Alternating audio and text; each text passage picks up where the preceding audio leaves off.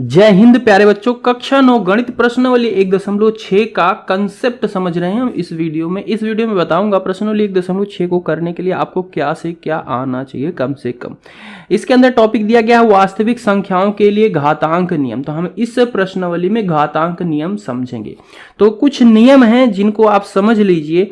मान लो कि कोई चीज लिखी गई है, जैसे मान लिखो 2 की घात 2 बराबर 4, इसको बोलते हैं घातांक। ठीक है, ये चीज है घातांक। सबसे पहली बात तो ये समझ लो, घातांक किसको बोलते हैं? जब किसी के ऊपर पावर घात लगाई गई होती है इस तरीके से, इसको घातांक बोलते हैं। अब इनके कुछ नियम हैं, जिसमें आपका पहला नियम है कि मान लो कोई दो घातांक हैं जिनका बेस, अब बेस नहीं समझ में आ रहा हो, बेस समझना, इसको बोलते हैं बेस।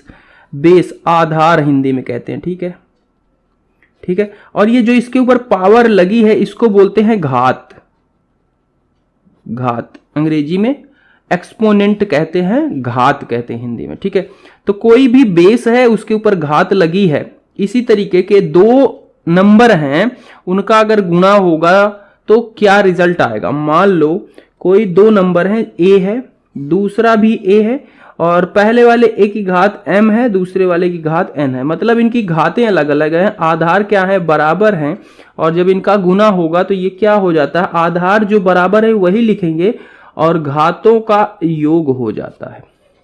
ठीक है, ये आपका पहला नियम आता है, ये आपका पहला नियम है। ठीक है, दूसरा नियम नोट करना, अगर कोई आधार a है और उसकी घात m है और फिर ब्रैकेट लगा है, फिर पूरे के ऊपर घात n है, तब यहां पे क्या हो जाता है? आधार वही रखते हैं और दोनों घातों का गुना कर लेते हैं, यानी कि m n हो जाएगा।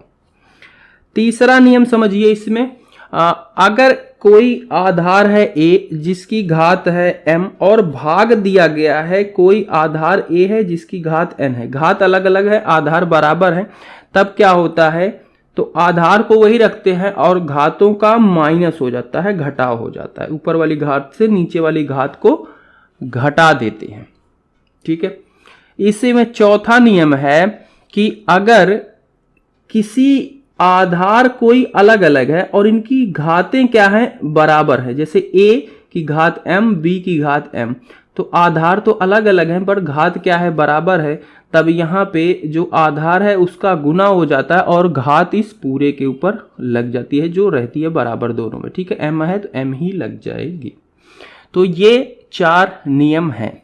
इसके अलावा आपको याद रखना है, कोई भी संख्या हो, इसको आगे नोट कर लेना, कोई भी संख्या हो अगर उसका एक्सपोनेंट घात 0 है तो उसका मान हमेशा 1 रहता है।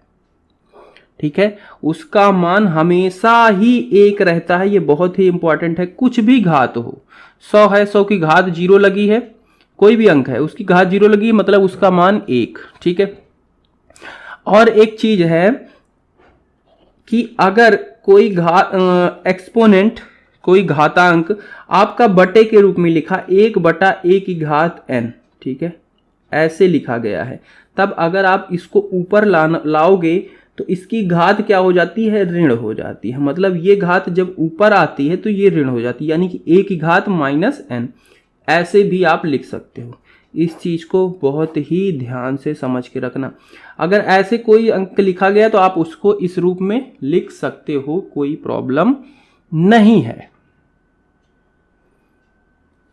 और सबसे इंपॉर्टेंट चीज, एक चीज यहां पे है, आपको समझना इसको ध्यान से, कि कोई भी आधार दिया गया है a और इसकी घात मान लो m/n दी गई है। ठीक है, तो जब किसी की घात ये बटे में दी गई होती है 1/2, इसका मतलब होता है n जो है वो बता रहा है कि जो आधार है उसका उतना वर्गमूल किया गया है, घनमूल किया गया। n होगा, अगर 2 होगा तो वर्गमूल 3 होगा, तो घनमूल 4 होगा, तो उसको जो भी बोले, 4 मूल तो नहीं बोलते।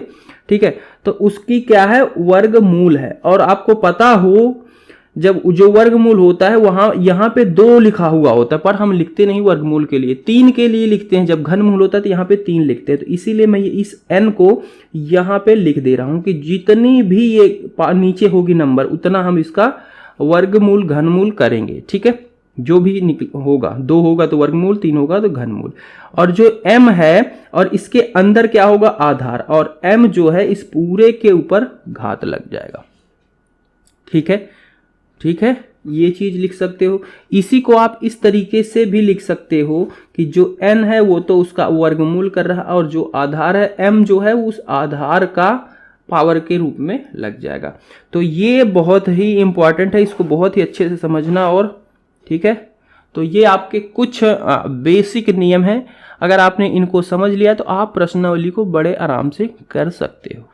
ठीक है, अब मैं डायरेक्ट चलता हूं प्रश्नावली पे। बाकी जो इसके एक्सरसाइज के उदाहरण है, जब आप प्रश्नावली करोगे तो आराम से उसी के साथ आपको डिटेल में समझ में आ जाएंगे। प्रश्नावली 1.6 का पहला प्रश्न दिया गया है, कह रहा है ज्ञात कीजिए पहला 64 का 1/2 यानी कि 64 का वर्गमूल, 64 का 1/5 यानी कि इसका 5 मूल। अब 32 का 6/5, 125 का 1/3 यानी कि इसका घनमूल। देखो जो अभी नियम बताया उसी के आधार पे होंगे सारे के सारे। ये देखो यहाँ पे 2 लगाओ या ना लगाओ, इसी को कहते हैं वर्गमूल। ठीक है, जब 2 होता है तो हम अक्सर नहीं लगाते, ये बन जाता है। यानी कि 64 का वर्गमूल कि 64 किन 2 अंकों को बराबर अंकों को गुना करने पर आता है, तो 8 अठाई 64 यानी कि इसका 8 हो जाएगा रिजल्ट। समझ में आया? नहीं आया? देखो 64 कैसे इसको आप लिख सकते हो, 8 गुना 8। ठीक है, यहां पे 2 लगा है यानी कि 2 अंकों का ग्रुप बनेगा, तो 8 2 अंकों का ग्रुप बन गया सेम का, तो ये अंक एक इसमें से निकल जाएगा, वर्गमूल खत्म हो जाएगा। ये मतलब अगर ये 3 होता तो 3 का ग्रुप बनता, 4 होता तो 4 का, 5 होता तो 5 का, सब ये नंबर का खेल है। ठीक है, तो इसीलिए इसका 8 आ गया रिजल्ट। ठीक है, दूसरा प्रश्न है इसका 32 की घात है 1/5। ठीक है, तो यानी कि इसका है, ऐसे बनाएंगे, यहां पे लिखेंगे 5 और अंदर 32, यानी कि 32 को एक नंबर में ऐसे तोड़ो जो 5 बार गुना करके आ रहा हो, तो 32 को ही मैं लिख सकता हूं, और तब हम 5 का पेयर बन जाएगा। 5 अंकों का पेयर बनाना है, तो 32 को हम लिख सकते हैं 2 गुना 2, 2 दूना 4, 4 दूना 8, 8 दूनी 16, 16 दूनी 32। ठीक है, तो यानी कि 2 गुना 2 गुना 2 गुना 2 गुना 2, और यहाँ पे 5 लिखा है यानी कि 5 अंकों का ग्रुप बना सकते हैं। तो 5 का बना 1 2 3 4 5, ये 5 का ग्रुप ही बन जा रहा है, तो इसमें से सिर्फ 2 बाहर आ जाएगा और ये सारा झमेला खत्म हो जाएगा। तो इसका जवाब क्या होगा? 2। 125 का 1/3 है। ठीक है, 125 का 1/3 है, इसका मतलब है ये 125 अंदर लिखो और यहाँ पे 3 लगा दो। ठीक है, अब 125 को ऐसे अंक में तोड़ो कि 3 अंकों का ग्रुप बने और वो बराबर हो, तो ये टूट जाएगा। सीधा सीधा दिख रहा है आपको, इसको लिख सकते हो 5 गुना 5 गुना 5, 5 5 25, 25 पंचे 125, यहाँ पे 3, तो 3 अंकों का ग्रुप बनाना है, ये लो बन गया।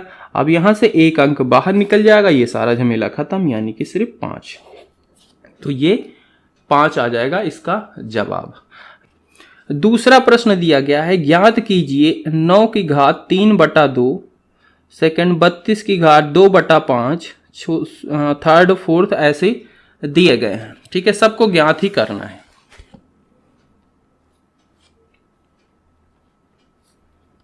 सेकंड का पहला 9 की घात 3/2, तो अभी मैंने बताया ये जो नीचे वाला n होता है वो तो कहां पे लिखते हैं, यहां पे लिख देते हैं, और ये जो ऊपर होता है ये जो आधार है उसकी घात हो जाता है।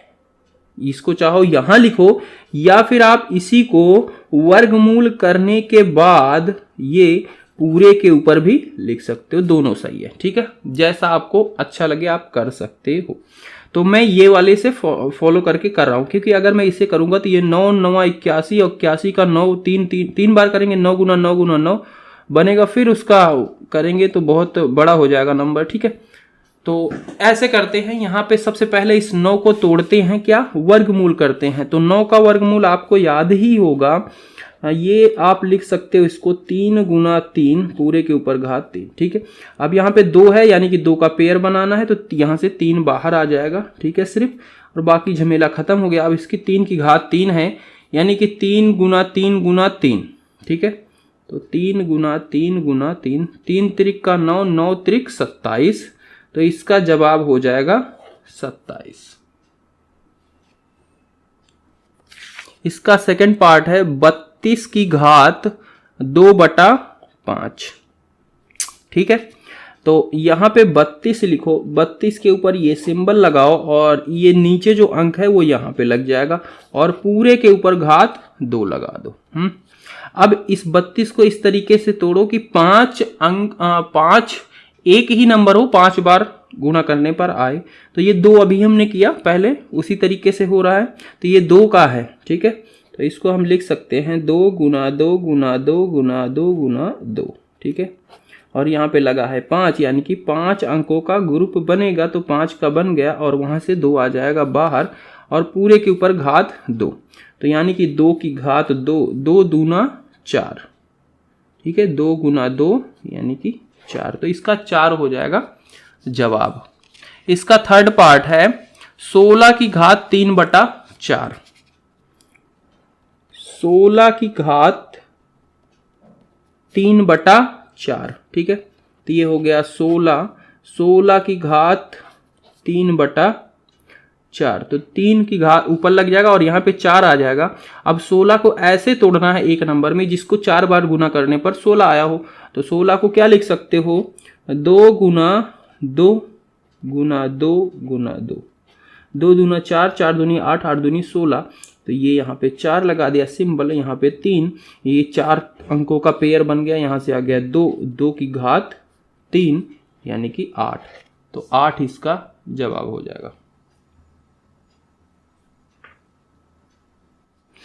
इसका फोर्थ पार्ट है जिसमें है 125 की घात -1/3, ठीक है।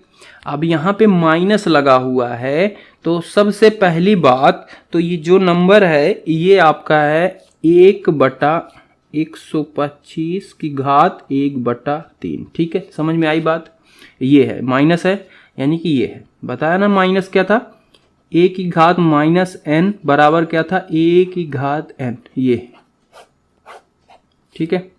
तो 125 को ऐसे लिख दिया। अब यहाँ पे बटे में है 125, तो बटे में हम लिख सकते हैं 125 को यहाँ पे 3 यानी कि इसका घनमूल, और 125 का घनमूल आपको पता है क्या होता है, 5 होता है, तो यही इसका जवाब हो जाएगा।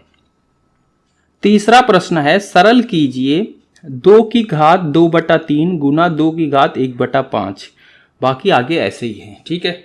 तो ये देखो अब किस तरीके से होंगे, जो हमने नियम बताया उसी से सारे प्रश्न होने वाले हैं। देखो तीसरा का पहला है 2 की घात 2/3 गुना 2 की घात 1/5, ठीक है। यहां पे देखो आधार क्या है, बराबर है, घातें अलग अलग हैं, तब क्या होता है, जो आधार रहता है वही रखते हैं और घातों का जोड़ हो जाता है, तो घातें यहां पे जुड़ जाएंगी। 2 की घात ये क्या है, जुड़ जाएंगी, तो ये इनको हम क्रॉस मल्टीप्लाई कर लेंगे, इसका इसके साथ, इसका इसके साथ, इसका इसके साथ, तो 5 दूनी 10, 3 एकम 3, 3 पचे 15 और ये हो जाएगा 13, 2 की घात 13/15 और यही इसका जवाब हो जाएगा। इसी का सेकंड पार्ट है जिसमें है 1/3 की घात 3 और पूरे के ऊपर 7, ठीक है, ये है। तो यहां पे हम इसको करेंगे, क्या हो जाएगा, अभी हमने पढ़ा जब a की घात m पूरे के ऊपर n होता है तो क्या हो जाता है, घातों का गुणा हो जाता है, ठीक है। अब ऊपर तो 1 है, 1 की घात 7 करो तो 1 गुना जितनी बार करो 1 ही आएगा, तो उससे मतलब ही नहीं है। कहने का मतलब इस अंदर जो है इस पूरे के ऊपर घात 3 है और बाहर 7 है, तो ये हो जाएगा आपका 1/3 की घात, इस घात और इस घात का गुना हो जाएगा। ये नियम था ना कि ये क्या हो जाता है 1 की घात mn, तो तो यहाँ पे 7 और 3 का गुना हो जाएगा, यानी कि 7 त्रिक 21, और यही इसका जवाब हो जाएगा। इसका थर्ड पार्ट है 11 की घात 1/2, 11 की घात 1/4। ठीक है, अब यहां पे देखो आधार क्या है, बराबर है, यानी कि 11 11 ही है। घातें अलग अलग है तो क्या होता है, घातों में डिफरेंस आ जाता, अंतर निकाल देते हैं। ठीक है, तो आधार को वही रखेंगे, 1/2 में से घटा देंगे 1/4, और ये हो जाएगा आपका, क्रॉस मल्टीप्लाई कर देते हैं इसका इसके साथ, इसका इसके साथ, तो ये हो जाएगा 4 - 2/4, और ये 11 के ऊपर घात है सारी। ठीक है, 11 के ऊपर पूरी की पूरी घात है, तो यहाँ 11 के ऊपर घात, 4 में से 2 गया 2, यानी कि 2/4। ठीक है, और इसको कट करेंगे तो 1/2, यानी कि 11 की घात 1/2, ये हो जाएगा इसका जवाब। इसी तरीके से इसका चौथा पार्ट है, चौथा है जो है 7 की घात 1/2 गुना 8 की घात 1/2, ये है। ठीक है, 7 की घात 1/2, 8 की घात 1/2, तो यहाँ पे आधार क्या है, अलग अलग है, घातें सेम है, तब क्या होता है, आधार का गुना कर लेते हैं, घात तो वही रहने देते हैं। तो 7 गुना 8 हो जाएगा, और इसकी घात क्या हो जाएगी, 1/2, तो 7 × 7 = 49, 7 × 8 = 56, 56 की घात 1/2, ये हो जाएगा इसका जवाब। और इस तरीके से आपकी ये प्रश्नावली समाप्त होती है। अगली वीडियो में हम पढ़ेंगे इस पहले चैप्टर से, संख्या पद्धति से किस टाइप के क्वेश्चंस आपसे पूछे जाते हैं आपके एग्जाम में, 1 नंबर के बहुविकल्पीय जो भी इंपॉर्टेंट क्वेश्चन है, जो भी पिछले सालों में पूछे गए हैं हर एक विद्यालय से, उनको मैं सॉल्व